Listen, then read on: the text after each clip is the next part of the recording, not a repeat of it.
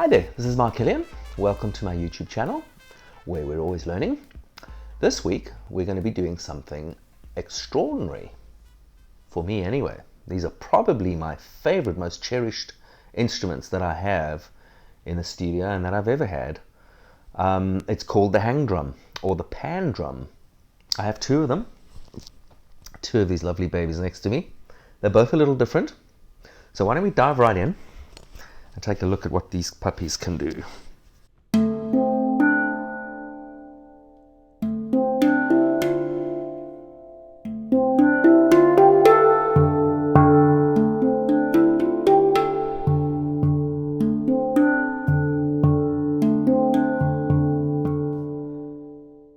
How can you not love that shit? Okay, so a little context and a little history. The hang drum or the pan drum is a relatively new instrument. It was first introduced to the world in 2001, which is like yesterday for me, at the Frankfurt Music Fair. These two old geezers from Switzerland made this thing, and I thought one of their names were hang, and that's why this thing's called a hang drum. But in fact it's not. It's derived from a German word which has a double meaning hand and hillside. And I imagine hand because you hit it with your hand, and hillside because this looks like a hill. Yeah, how's that for literal? But anyway, so it's called a hang drum, and apparently these two geezers who made this thing don't like it being called a hang drum because that's a misnomer as far as they're concerned. A bit like calling Indian tea chai tea. Chai means tea, so if you say, can I have a chai tea, you're saying, can I have a tea to someone who speaks Hindi. Apparently it's the same thing with this. But most of the world now calls it a pan drum. These guys actually, I guess that name is trademarked anyway. And these geezers stopped making this thing some years ago now. I think in 2012 they produced their last, if I'm not mistaken. And therefore, to find the original hang drum is difficult and expensive. I've seen them on eBay for 8, 10, 15 grand a piece. This one is made by a company called Happy Drum. That's an American company. I have a bunch of their other little drums, which I'm going to do a separate episode on. But let's just take a quick look at this instrument. So here you have, it's like a UFO, right? It's a really cool looking instrument. In essence, if you're familiar with the steel pan drums that the Jamaicans play, the steel drums, the physics of it are very similar. It's just an inverted version of that. However, and for reasons that are beyond my comprehension, this is much more difficult to engineer and make, from what I've been told. Therefore, there are precious few makers of these things in the world, and when you do find them, they're not cheap. Like, these are cheap ones, relatively, and this one cost me 2 grand, I believe it was, and this one was like 1,200. So they're not cheap, but of course, better than the 10 or 15 you're going to pay for an original. So basically at the bottom you have the open resonator hole, and then you can see it's got a seam here where the two sides are joined, and then the top is where your notes are and your tonic node. This guy's got 7 notes, and this guy's in D minor, Dorian D minor. So here are the notes. Starts on A, goes to C, and there's your tonic, that's the D. E, F, G, A. So you've got an octave between these two guys, and then your low is the D, is the tonic. So it's an easy layout. It's super diatonic, modal, and the trick to playing these guys is subtlety. As many people have come up to me, can I play your drums? I'm like, yeah, sure, go for it. And they sit there and they just get so frustrated because they can't make it sound like they wanted to. That it's really subtle. It's like, I don't know how to describe it. It's almost like it's a hot plate, and you've got to really touch it and get away from it. And the lighter you touch, the better.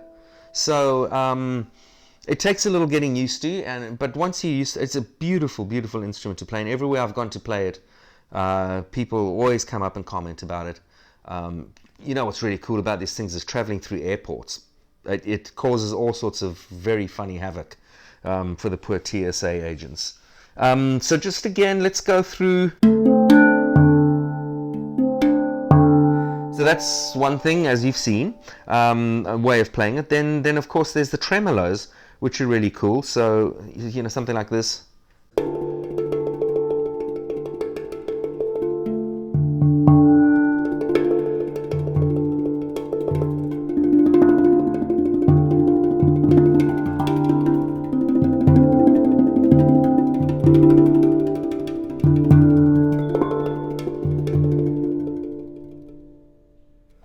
And then you can also hit outside of the play areas for other effects. Okay, so one really cool thing you can do with this guy is flip it over, and this is the only hole that opens this resonator up. So you can kind of play it like an udu.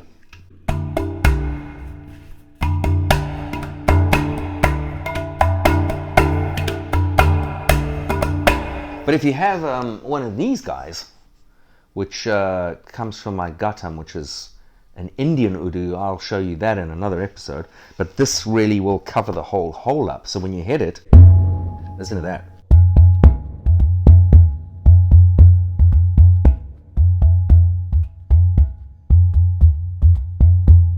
That's a pretty cool sound. Now, if you want to check out people who can really play these things, there is no shortage of people on YouTube that can just play the hell out of these things, and it's amazing what these cats do. I highly advise you go and check that out. I'm going to post for you something I've done on this drum for Dolores, the soundtrack for Dolores. Both a recording session I did at my house in Mexico, and also a recording session I did at my previous studio in Santa Monica. So go and check that out. Here it comes.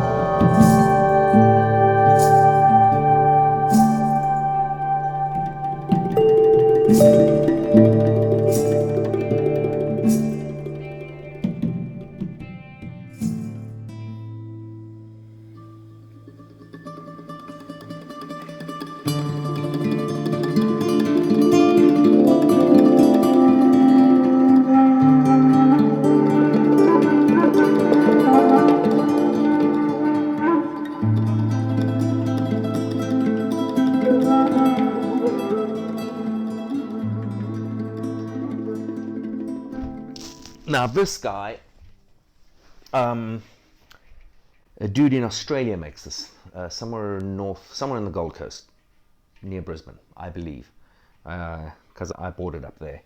This cost about $1,200. It's a different animal.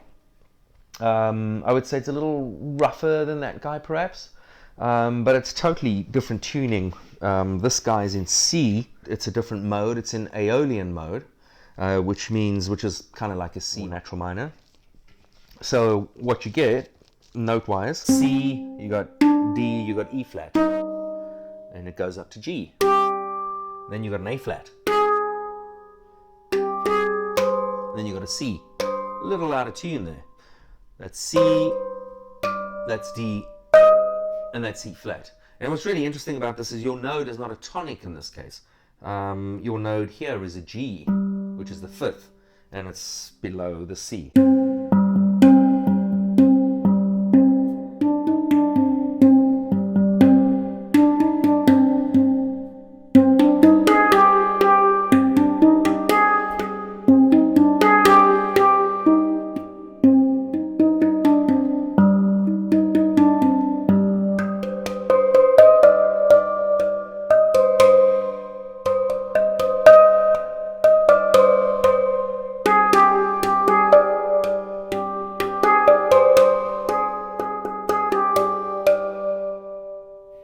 So that's a little out of tune, as you can hear. When these things go out of tune, it's impossible for someone like me to fix that. You've got to send it back to those geezers to do it. And as I was told by the guys who made this one, the average amount of hammer hits that it takes to make one of these guys is 2,000 to get the thing tuned. It's a very complicated process apparently, and that's why they're so expensive. But it is possible to retune them. It's just you've got to send them back to the dude who made it. Or maybe I could send this one to the guys who made that and they do it for me. I'm not sure. We'll find out. So also wonderful, fantastic drum, just a different flavor altogether. These two complement each other in the sense that you can't play them together. I mean, you can, but they don't share many similar notes. So I've got between these two, I've got some bases covered. I would like to have a third one that covers some of the things these guys don't have.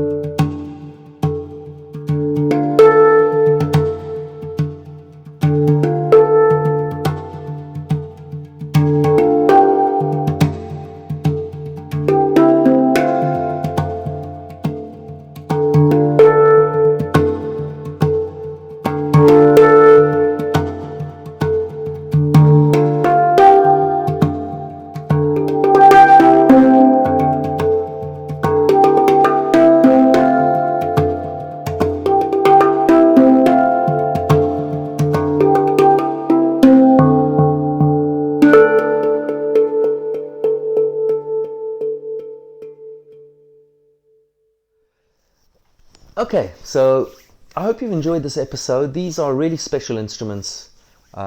People always love hearing this instrument, love seeing you play this instrument. They really are a curiosity, and the sound there's something transcendent about the sound. It's just one of those sounds that engage some level of curiosity, but also some level of familiarity, but also just a sort of serenity, and it's almost meditational, it's spiritual. These are fantastic instruments. If you can get your hands on one, do it. Just take it out for a test drive. It's a wonderful feeling to get the hang of playing these things, excuse the pun. Please, as always, like, subscribe, leave comments and questions, more importantly. We will see you next week. Hasta la próxima. Don't ever stop learning. The Frankfurt, it was only introduced, at the Frankfurt Music Fest. It was introduced first to the world. Yeah, let me try that again. Was introduced to the world. Music festival. And so where were we? So yeah, it's a totally different tenor. But basically, okay, let's do all of that again. For fuck's sakes. Jesus. Oh, Christ. Alright, fuck it. Okay, so the other cool thing you can do with it, flip it around and smack its bottom. It's actually an udu. You've been a naughty udu. A little creepy. Oh, for fuck's sake, you did that whole thing without a fucking mic. Should I do it again? Probably. I did that whole thing. Fucking idiot. Yeah, okay. Okay, you're all over the fucking place. You know what? I fucking got it. Ooh, Mum's home again.